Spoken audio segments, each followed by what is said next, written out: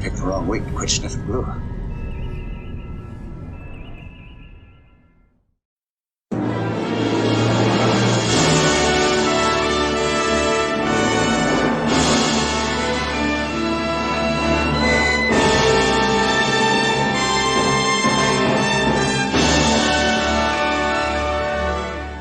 Greetings everybody, it's Monday morning, it's week 6, it is the last week on the time machine, and it's probably going to be a weeklet, not going to take the full week.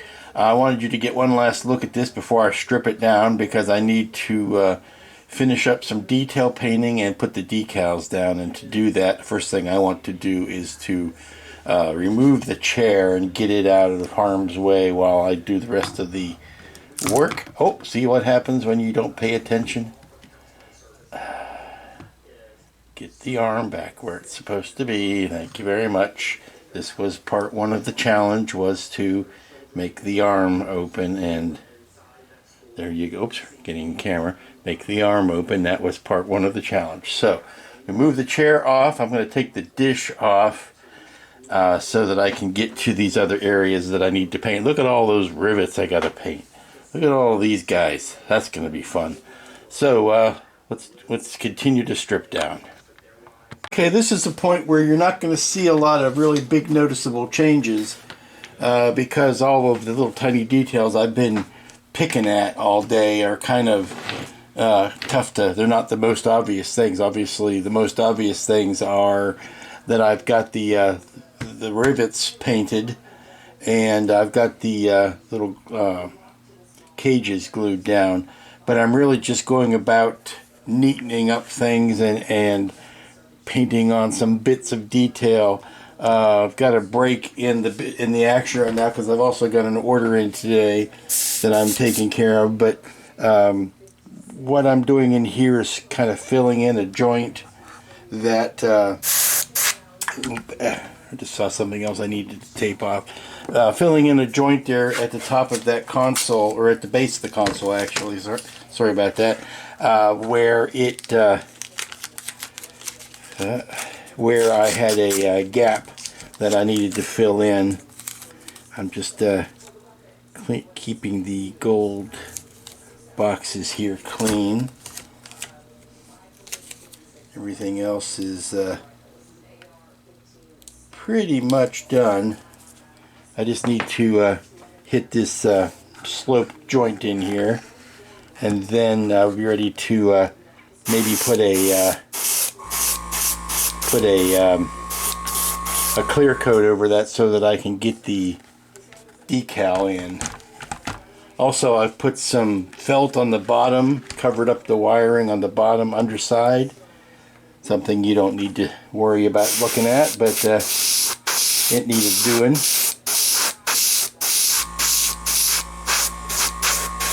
Yeah.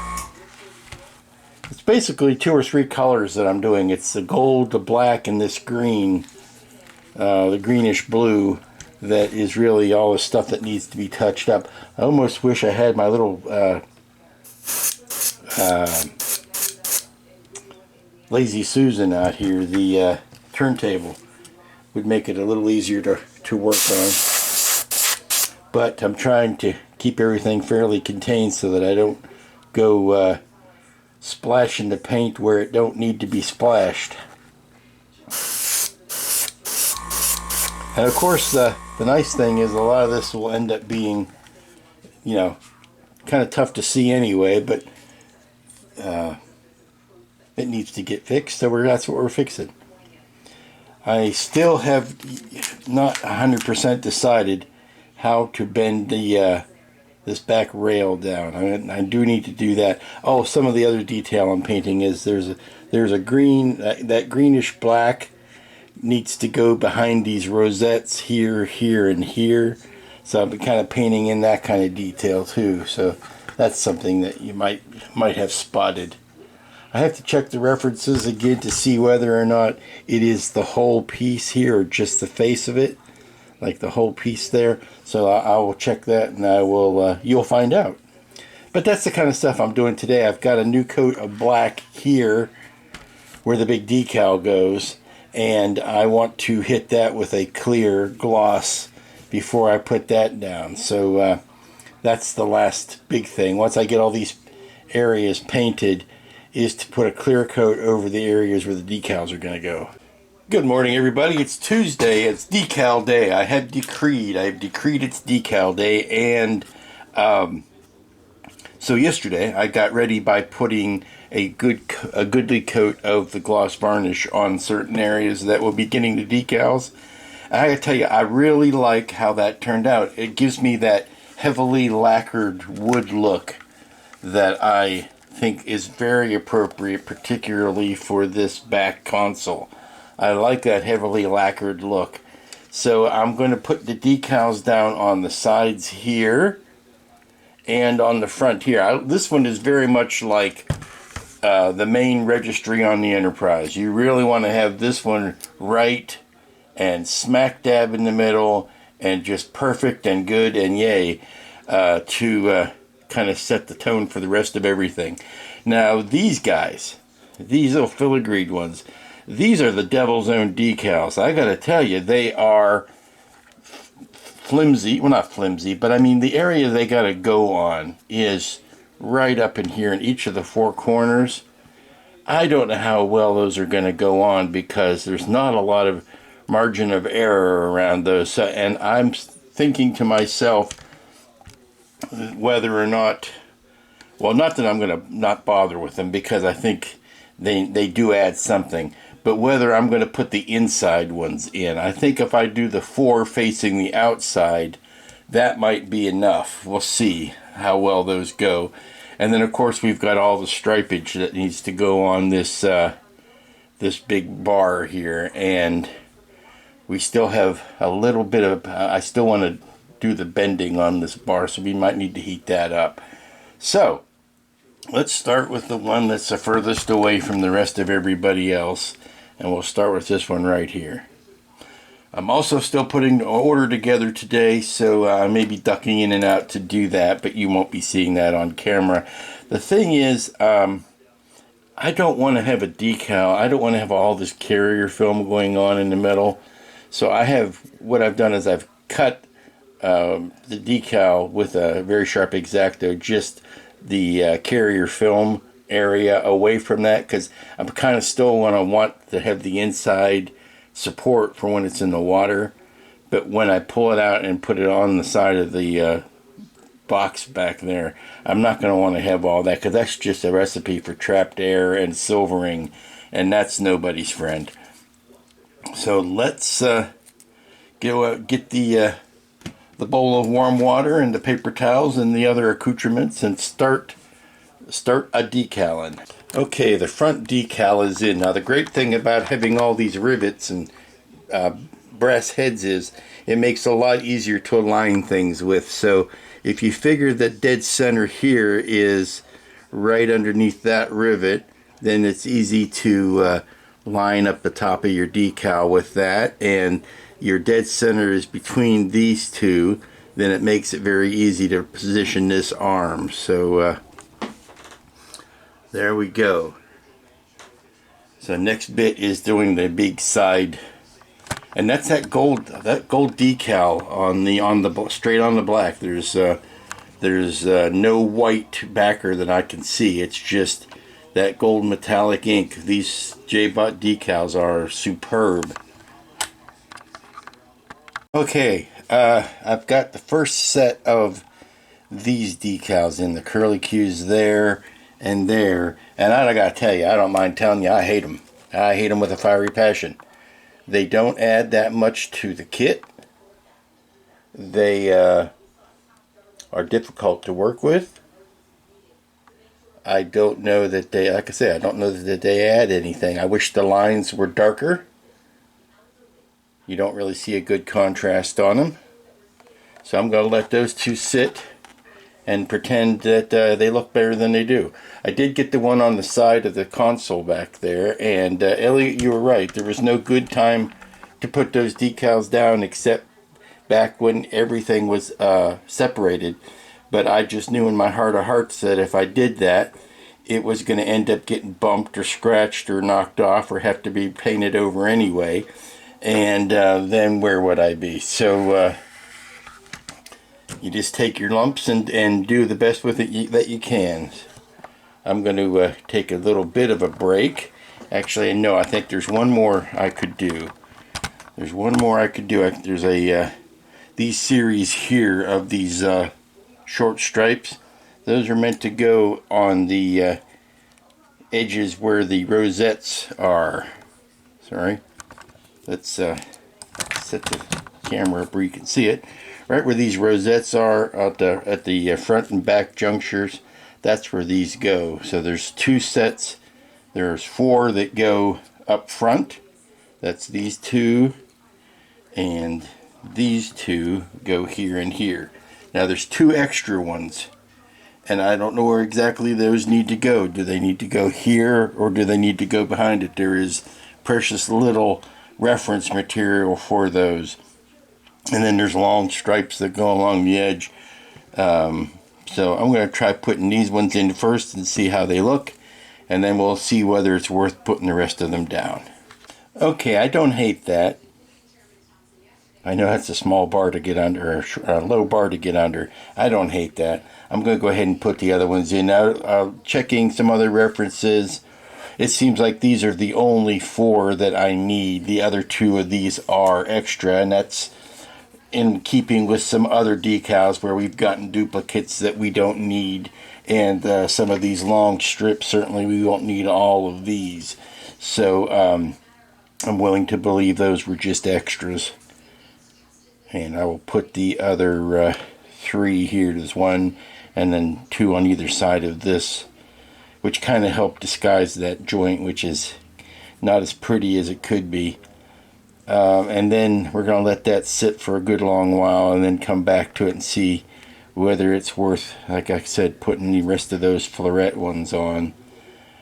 And then, yeah, life goes on. Obla di, obla da. Decals go on. Okay, back at doing the decaling. And the only way to handle these guys is to cut them up. Cut them in small parts and put the parts on. Because trying to get the entire decal down in one piece, it's a fool's errand. I've got the gold lines on there, and this one wasn't really any easier than the other one, but again, cutting it up is what helped. Gonna let these guys dry, and then I'm gonna decide about whether to put the inside decals down. That's really the last of them. I've got the nameplate here. The only last decals to put down are these 4, and then start deciding on which of these stripes to put down.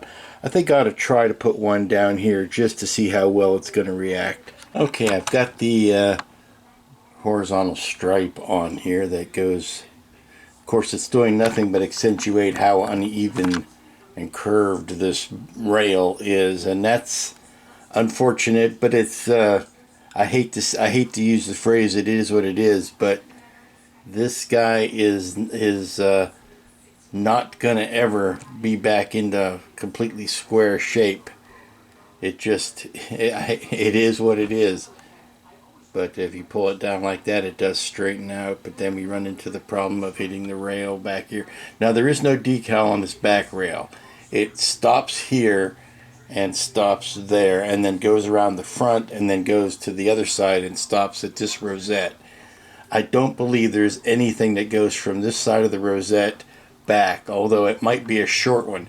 There's certainly none on the back part, the very back of it.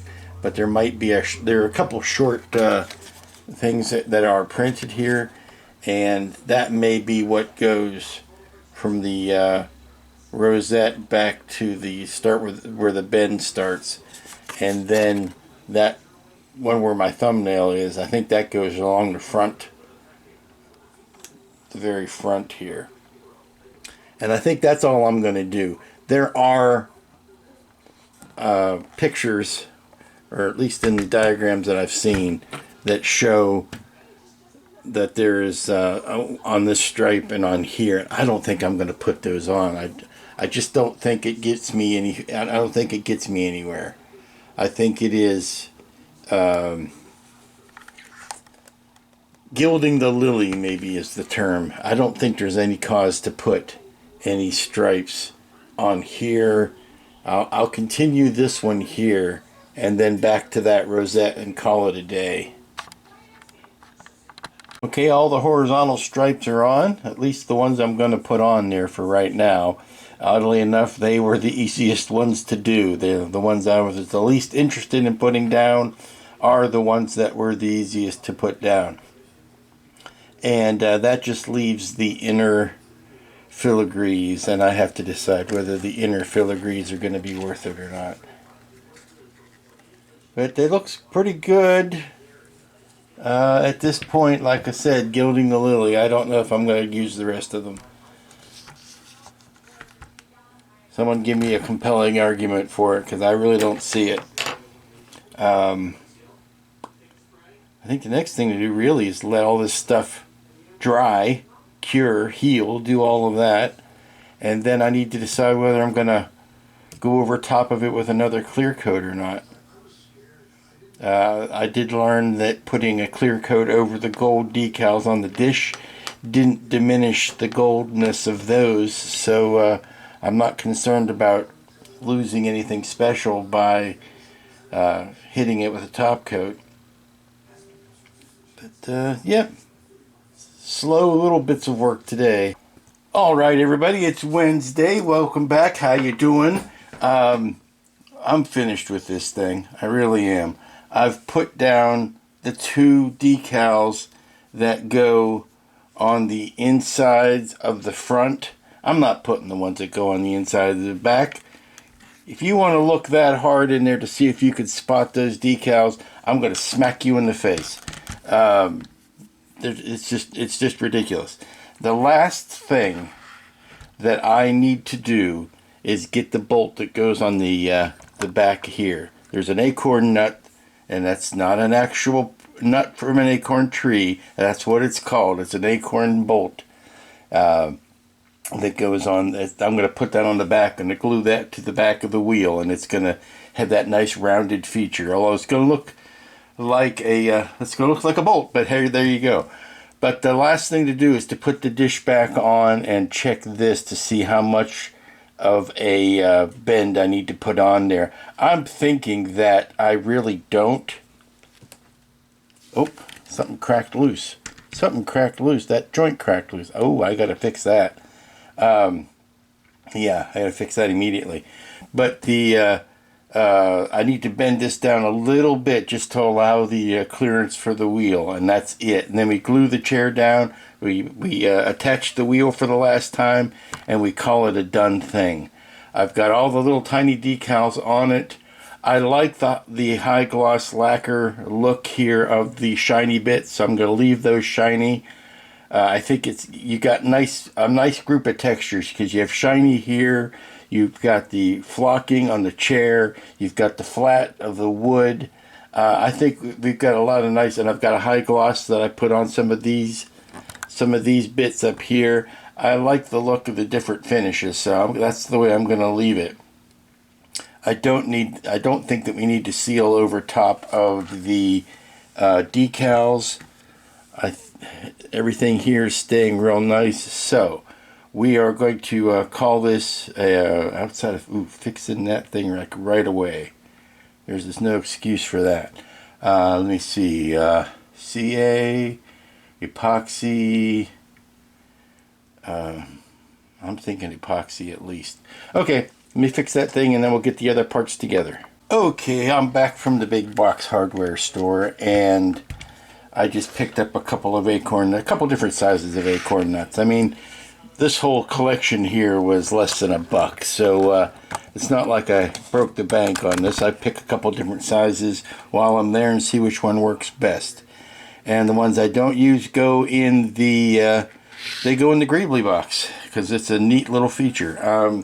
Looking at the disc as a whole here, and I'm thinking the large one is going to be the one that I want. I picked the nylon ones rather than the metal ones because it doesn't really have to function as an acorn nut or a bolt or whatever you want to call it. It doesn't have to hold up any weight, just has to sit there and look pretty, so might as well keep it lightweight.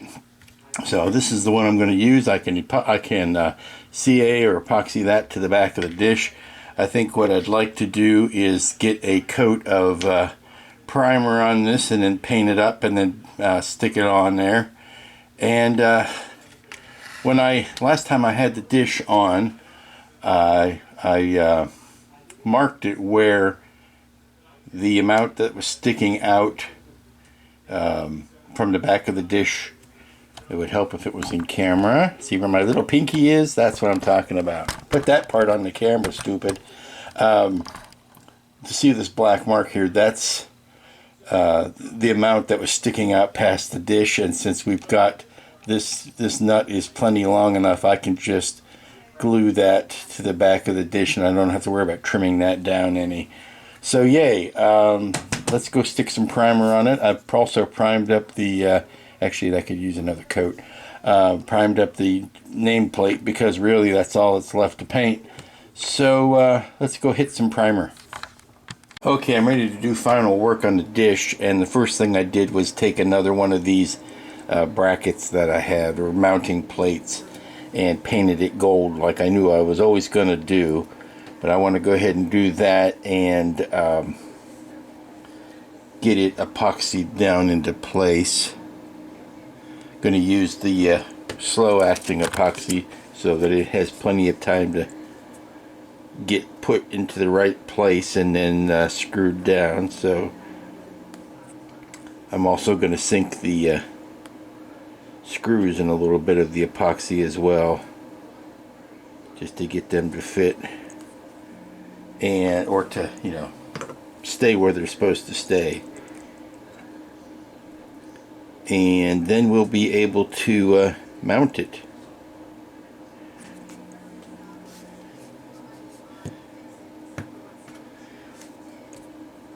Sorry, I'm mixing this up off camera. That's rude.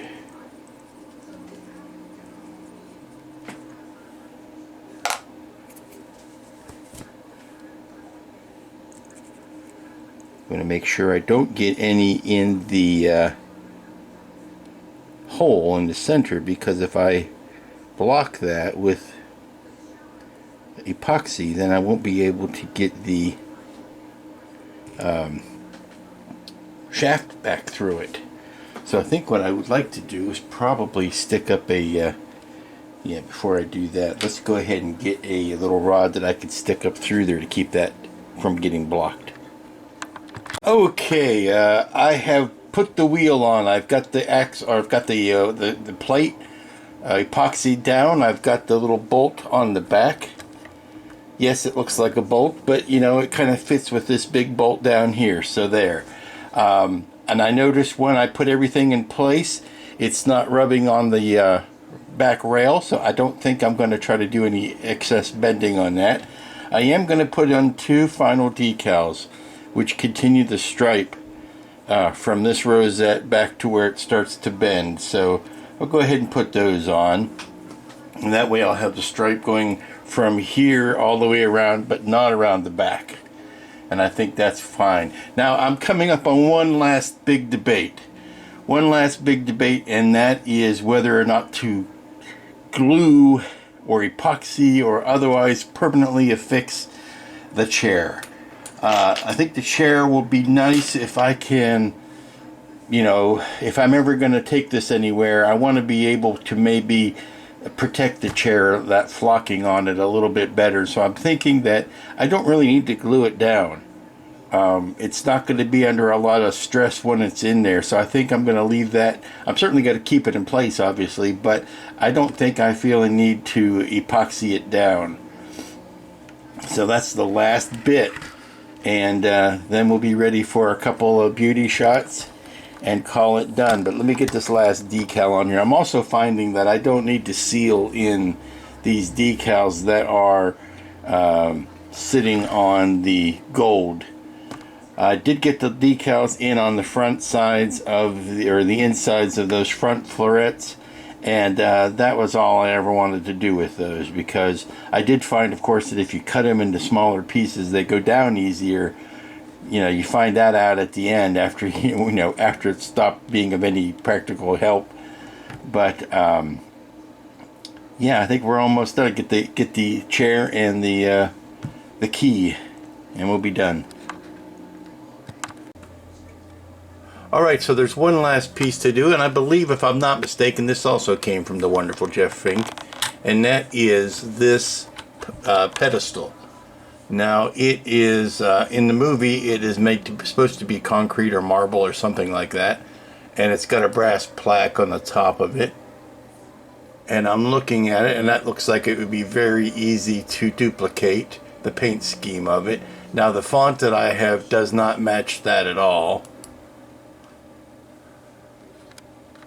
This is the file I was able to print, and I think that is going to be easy to duplicate. I just need to put some black specks on it. I thought for a minute it was veiny Carrara marble. It's not. It's just a actually, I think that pattern trunk paint might work, but I'll just tape the top of that off to keep it from getting paint on it. But if you can see in there, it's actually got the text. It's if that's brass, then I might be able to do a wash to get that text to show back up. But I think just putting some white, or painting that white and put some speckles on it, would be enough to finish it. And then, of course, I've got the little plaque that comes with the kit, with the Time Machine logo on it. That might go maybe something like that. Well, good morning, everybody. It's Thursday, the gateway to the weekend, and I'm finishing up some bits and bobs on the Time Machine display. I'm not going to go into an elaborate conservatory display or an outdoors park setting or a Morlock cave or any of that, but I am going to do this little pedestal / memorial that was put up in the park, because it's a nice little feature, and you can sit it next to the Time Machine, and it looks nice. Even though it's a memorial about the park, not the Time Machine itself.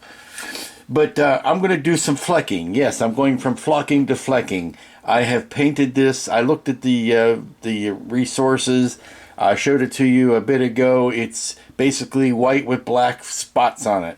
It's not a veined marble. It's a flecked concrete type of thing. So basically what I have done is I have juiced up some black paint, diluted it down. I've got a nice stiff brush, and just as if I were painting stars on a black night sky with white paint, I'm going to be painting black specks on a white backdrop. Now, this is going to get messy, so let's try to clean up, or at least cover up some of the stuff here that we don't want to get gunk on. I've got it on a nice turntable here so that I can spin it while I'm flecking. So we're going from flocking to flecking, and basically you take a stiff brush, you dabble some stuff on, and you do that. And you end up with a nice flecked stone. Now I'm going to come back in here probably with a gray to increase the number of colors, so it's not just black. But I want some big ones and some small ones.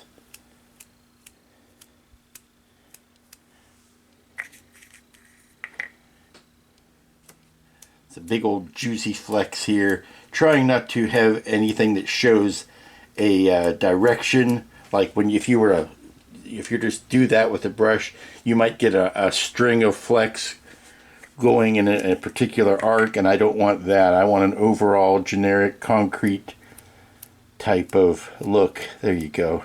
That's what I'm talking about. Get some of the big juicy ones in there.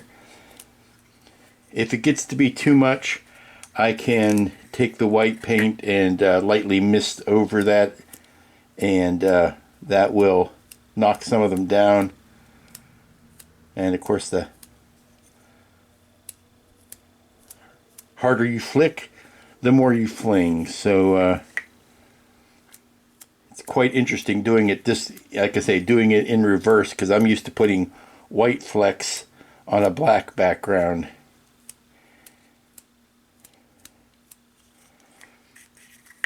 It's actually a little bit more satisfying doing it this way.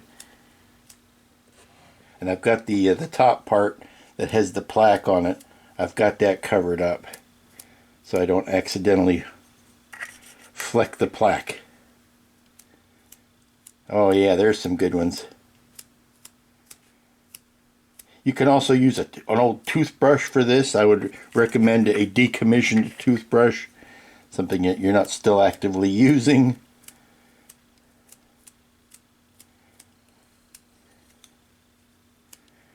And we will compare and contrast this with the actual prop from the movie here in a second. I'm going to get some down in the corners here and on the moldings.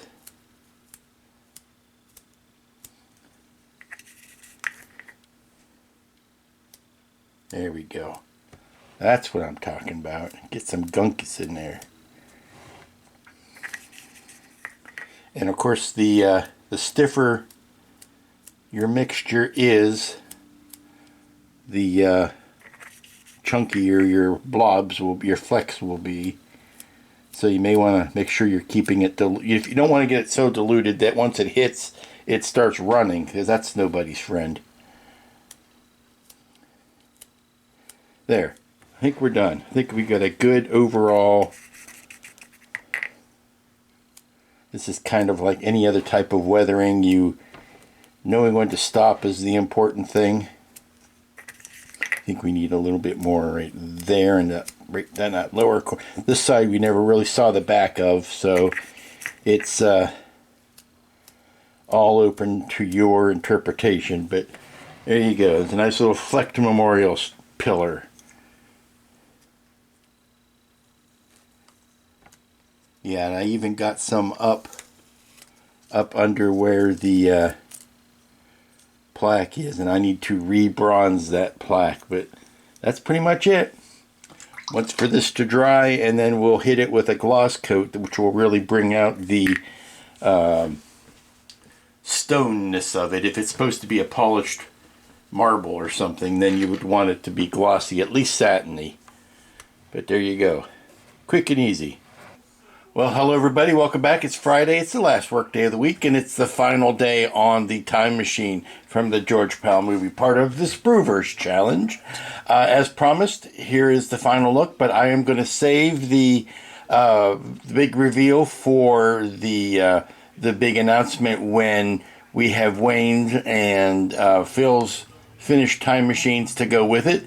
That'll be part of a live cast that Wayne will be putting together, where we're going to sit down and talk about all of the trials and tribulations and pitfalls and perils of making this wonderful kit.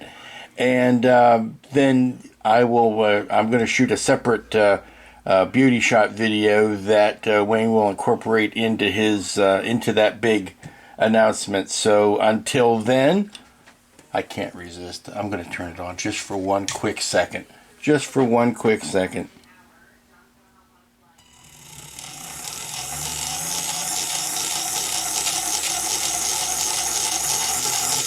Up to fast,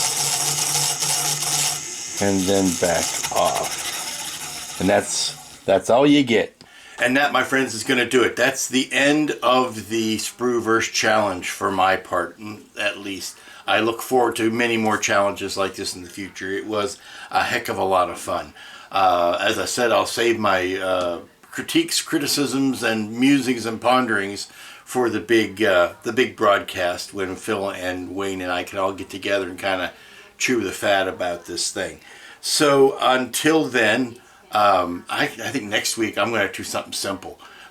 Nothing with decals, nothing with lighting, certainly nothing with gears. I think I want to knock out a couple simple kits next week, so that's what I'm going to do. I've already got a theme in mind, so we're going to see how well that plays out. So until next week, I advise you to stay cool, stay inside if you can. It's hot as blazes out there. It's warmish. And if you're in England, you know it's warmer than it's ever been. But you didn't come here to listen to the weather. You be good, you be safe, you be smart. You be back next time.